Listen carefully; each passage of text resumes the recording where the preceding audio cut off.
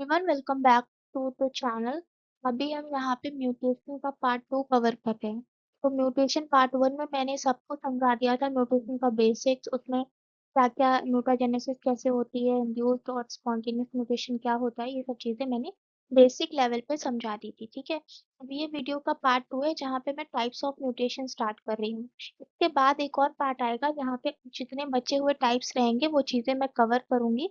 तो धीरे धीरे ये तीनों पार्ट्स में आप ये पूरा म्यूटेशन का चैप्टर कवर कर सकते हो। ठीक है, तो लास्ट टाइम में मैंने आपको बताया था म्यूटाजेनेसिस क्या होती है। तो म्यूटाजेनेसिस का मतलब होता है कि ऐसे चीजें, ऐसे प्रोसेस जिसके थ्रू म्यूटेशन कॉज होता है। ठीक है, आप बताया था म्यूटाजेनेसिस दो टाइप का होता है, टू टाइप्स का होता है, स्पॉन्टेनियस म्यूटाजेनेसिस और इंड्यूस्ड म्यूटाजेनेसिस। ठीक है, अब स्पॉन्टेनियस का नाम से ही समझ में आ रहा होगा कि ऐसे म्यूटाजेनेसिस जो कि स्पॉन्टेनियसली हो जाते हैं, यानी सडनली हो जाते हैं।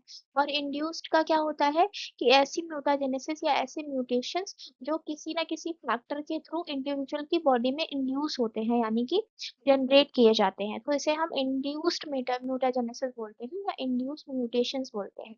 अब जो म्यूटेशन बॉडी में अचानक से होते हैं वो या तो तब होंगे जब बॉडी में रेप्लिकेशन हो रहा होता है, या तो फिर बॉडी में किसी तरह का स्पॉन्टेनियस कोई केमिकल चेंज हो जाता है, जैसे कि कोई बेस पेयर सडनली किसी और बेस पेयर से रिप्लेस हो जाता है या उसमें बदल जाता है। तो ऐसे म्यूटेशन को स्पॉन्टेनियस कह दिया। फैक्टर्स कौन कौन से होते हैं इंड्यूस कराते हैं जो म्यूटाजेनेसिस को? फिजिकल फैक्टर्स हो सकते हैं, यूवी रेडिएशन हो सकता है, एक्स रेज हो सकते हैं, गामा रेज हो सकते हैं। ठीक है, मल्टीपल तरह के बेस एनालॉग्स होते हैं या अल्कलाइलेटिंग एजेंट्स होते हैं, जैसे कि ईटीबीआर हो गया, या फिर कोई हार्मफुल केमिकल जो कि कार्सिनोजेनिक होता है।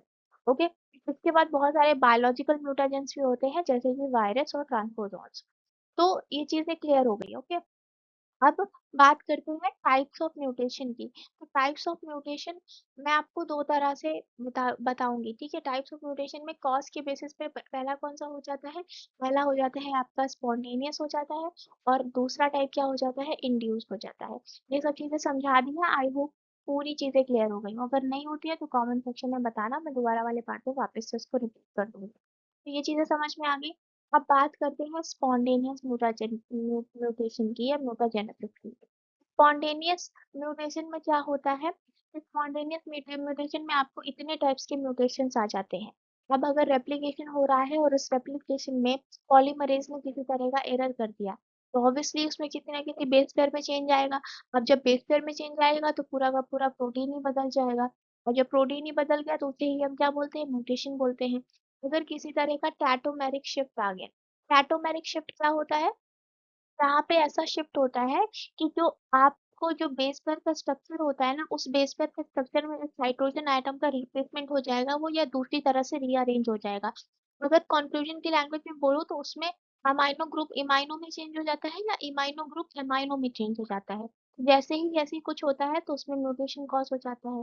ठीक है, अब इसी में आप पढ़ोगे ट्रांजिशन और ट्रांसवर्जन क्या होता है, ये चीजें आगे समझाऊंगी।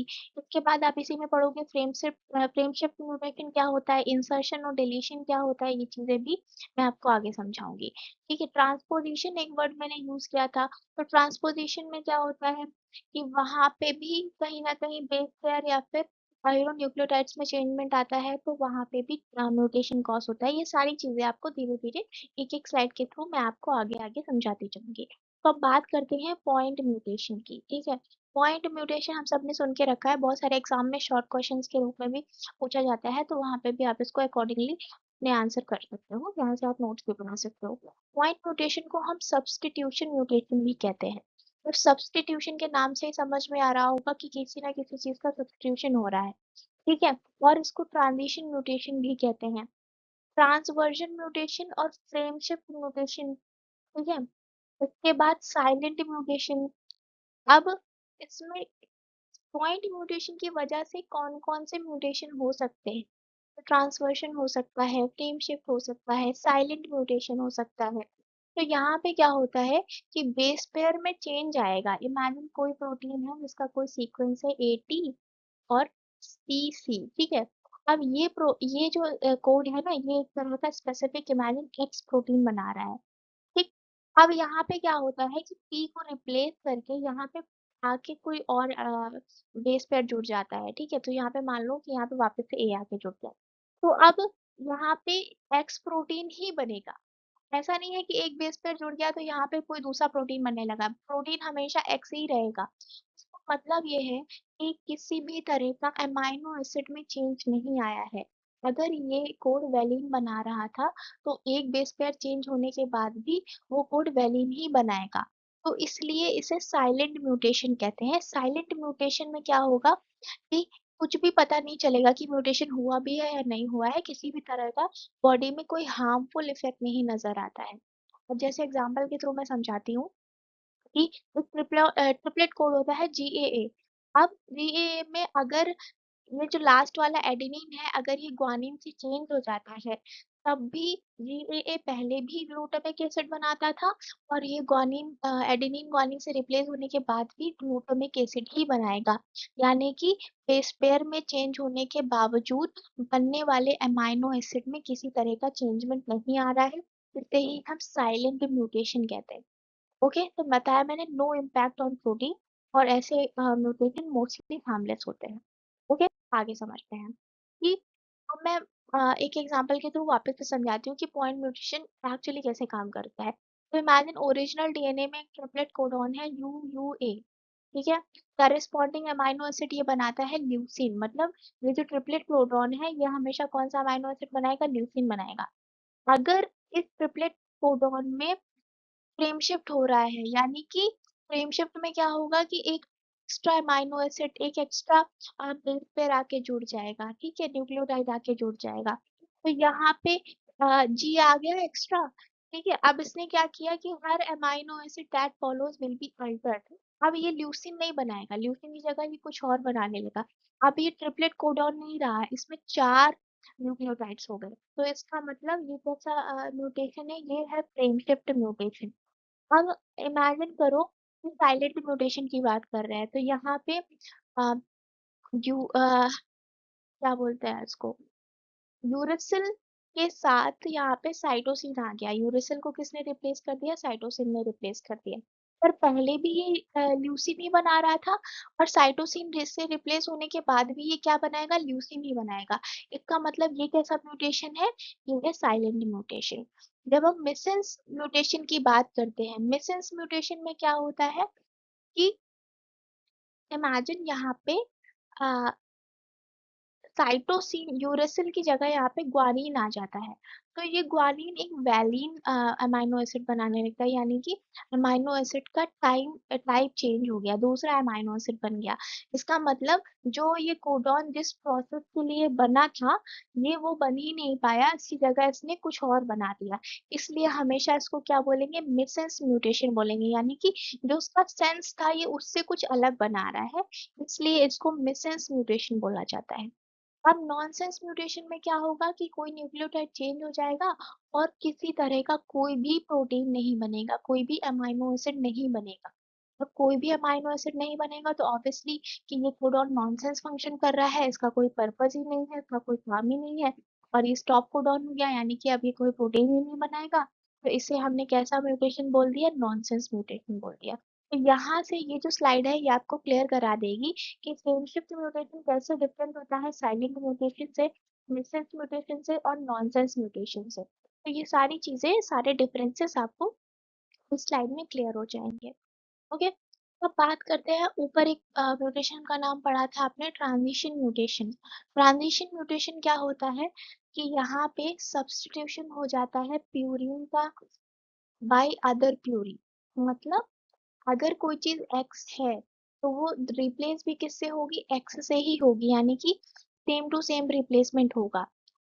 पिरिमिडीन का रिप्लेसमेंट भी किससे होगा, पिरिमिडीन से। तो हमारे जो एटीजीसी होते हैं इसमें प्यूरीन कौन सा होता है और पिरिमिडीन कौन सा होता है, कौन बताएगा। ऑब्वियसली ठीक है, आप मुझे कमेंट सेक्शन में बता सकते हो कि प्यूरीन कौन से होते हैं और पिरिमिडीन कौन से होते हैं। तो प्यूरीन हमेशा किससे चेंज होगा, प्यूरीन से ही चेंज होगा। और पिरिमिडीन हमेशा किससे चेंज होगा, पिरिमिडीन से ही चेंज होगा। जैसे एडेनिन और थाइमिन हमेशा ग्वानिन और साइटोसिन से रिप्लेस, हमेशा नहीं मतलब अगर ऐसे रिप्लेस हो रहे हैं तो ये कैसा ट्रांजिशन है, ट्रांजिशन म्यूटेशन है, ठीक है, एटीजीसी। ठीक है, तो ये चीजें समझ में आ गई। जब सेम टू सेम प्यूरिन का प्यूरिन से रिप्लेसमेंट हो रहा है और pyrimidine का pyrimidine से रिप्लेसमेंट हो रहा है, तो ऐसे म्यूटेशंस को ट्रांजिशन म्यूटेशन कहते हैं। ये केस स्टडी आप यहाँ पे देख सकते हो, ठीक है। आगे बढ़ते हैं। अब बात करते हैं ट्रांसवर्जन म्यूटेशन की। तो ये ट्रांजिशन म्यूटेशन से जस्ट ऑपोजिट काम करते हैं। जैसे ट्रांजिशन में प्यूरिन से प्यूरिन चेंज हो रहा था, pyrimidine से pyrimidine चेंज हो रहा था, यहाँ पे क्या होगा, प्यूरिन चेंज हो सकता है pyrimidine में भी, और pyrimidine चेंज हो सकता है प्यूरिन में भी। मतलब ट्रांजिशन में क्या हो रहा था, ए या तो सी से रिप्लेस होगा, ए या तो जी से रिप्लेस होगा, ठीक है। लेकिन यहाँ पे क्या होता है ट्रांसवर्शन में, कि यहाँ पे कोई किसी से भी रिप्लेस हो सकता है, प्यूरिन से pyrimidine भी रिप्लेस हो सकता है और pyrimidine से प्यूरिन भी रिप्लेस हो सकते हैं। तो आप देख रहे हो ना, यहाँ पे पॉसिबिलिटी ज्यादा दिख रही है डैमेज कॉज करने की, एज कम्पेयर टू यहाँ वाली कैप, यहाँ वाले स्ट्रक्चर से, ठीक है। तो जितने भी मेजर स्ट्रक्चरल चेंजेस आते हैं आपके डीएनए में, वो इन्हीं म्यूटेशंस की वजह से आते हैं, जिन्हें हम ट्रांसवर्जन म्यूटेशन कहते हैं, ठीक है। तो ये पूरा का पूरा अमाइनो एसिड का सीक्वेंस ही बदल देंगे, पूरा का पूरा प्रोटीन का फंक्शन ही बदल देंगे।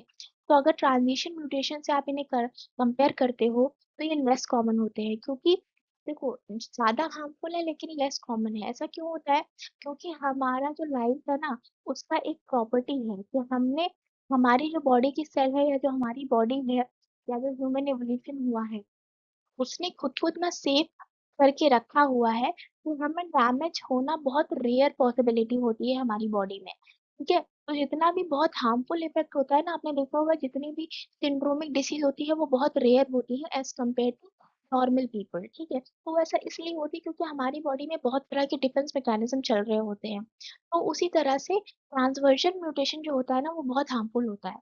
बॉडी ने खुद को ऐसा बना लिया है कि ये बहुत जल्दी नहीं होगा, बहुत रेयर केसेस में होता है, और जब होता है तो बहुत डिस्ट्रप्टिव होता है, मतलब कि बहुत जीनियस तरीके से बॉडी में म्यूटेशन को कॉज करता है। तो यहाँ पे आई होप ये चीजें समझ में आ गई होंगी।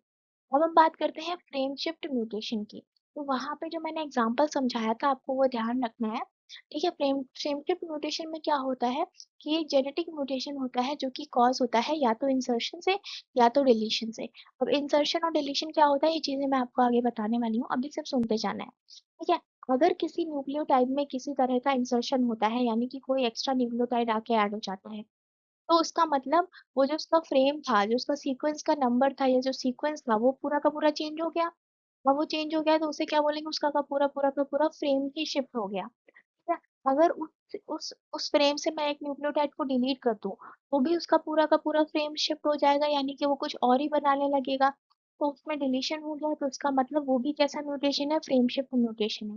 तो जो रीडिंग फ्रेम होता है ए टू बी, वो अगर चेंज हो रहा है किसी न्यूक्लियोटाइड के ऐड होने में या किसी न्यूक्लियोटाइड के डिलीट होने में, तो उसे हमेशा क्या बोलते हैं, फ्रेम शिफ्ट म्यूटेशन बोलते हैं। ये हमेशा डाउन स्ट्रीम कोडॉन्स में होता है। डाउन स्ट्रीम कोडॉन क्या होते हैं, ये मुझे कमेंट सेक्शन में आपको बताना है, और अगर नहीं पता है तो आप मुझे वहां पे पिन करना, मैं आपको आंसर कर दूंगी, ठीक। अब ये जो फ्रेमशिप म्यूटेशन होते हैं ना, ये हमेशा रॉन्ग अमाइनो एसिड सीक्वेंसेस को बनाते हैं, और फिर स्टॉप कोडॉन बना देते हैं, ठीक है। प्रीमेच्योर स्टॉप कोडॉन बना देते हैं, यानी कि किसी भी तरह का फंक्शनिंग इनमें नहीं हो पाता है। ये हमेशा नॉन फंक्शनल प्रोटीन को बनाते हैं, यानी कि कुछ ना कुछ बनाएंगे पर ऐसे प्रोटीन्स बना देंगे जिनका बॉडी में किसी तरह का कोई रोल ही नहीं होता है, मतलब किसी काम के नहीं होते वो चीजें, ठीक है। यूजुअली बहुत सीवियर म्यूटेशन होता है, ऑब्वियसली नॉन फंक्शनल प्रोटीन बना रहे हैं तो उसका कुछ काम नहीं है, तो वो बॉडी में इस तरह का एक डिफेक्ट ही कॉज करेगा, बिकॉज वो प्रोटीन कहीं ना कहीं स्टोर ही होता रहेगा, ठीक है। अब ये जो फ्रेम शिफ्ट म्यूटेशन है, मैंने बता दिया, ये दो रीजन से होता है, या तो इंसर्शन के न्यूक्लियोटाइड्स के इंसर्शन में हो जाएगा, या तो न्यूक्लियोटाइड के डिलीशन में हो जाएगा। यहाँ पे चीजें क्लियर हो गई, एक बार वापस से वो एग्जाम्पल को देख लेना और अच्छे से आ जाएगा, ओके। इंसर्शन और डिलीशन और म्यूटेशन, जिन्हें इंडेल म्यूटेशन भी कहते हैं। इंडेल क्यों, आई एन हो गया इंसर्शन और डी ए एल हो गया डिलीशन, ठीक है, तो उसको कंबाइन करके इंडेल म्यूटेशन बोला जाता है। तो ये जो म्यूटेशंस होते हैं, ये जीन म्यूटेशन होते हैं, या तो न्यूक्लियोटाइड ऐड होगा या तो न्यूक्लियोटाइड रिमूव होगा किसी भी डीएनए के सीक्वेंस में। सब्स्टिट्यूशन में मैंने आपको क्या बताया था, कि एक सब्स्टिट्यूट हो जाएगा, यानी कि उससे को कोई और आके रिप्लेस कर देगा। इंसर्शन में क्या होगा, एक एक्स्ट्रा आके ऐड हो जाएगा, तो आप इसका नंबर काउंट करोगे, इसका नंबर काउंट करोगे, तो इसमें आपको ज्यादा न्यूक्लियोटाइड दिखेंगे। का मतलब यहाँ पे क्या हो गया, इंसर्शन हो गया है। डिलीशन में क्या होगा कि कुछ न्यूक्लियोटाइड डिलीट हो जाएंगे और कुछ ही सिंगल मतलब कि कुछ ही नंबर ऑफ न्यूक्लियोटाइड्स आपको वापस से मिलेगा। तो ये जितने म्यूटेशन है ये सब कैसे म्यूटेशन है, इंडेल म्यूटेशन है, यानी कि या तो न्यूक्लियोटाइड का इंडर्शन हो रहा है, मतलब कि इंक्लूजन हो रहा है, या तो एक्सक्लूजन हो रहा है, या तो सब्स्टिट्यूशन हो रहा है, और प्रोटीन के सीक्वेंसेस बदल जाते हैं।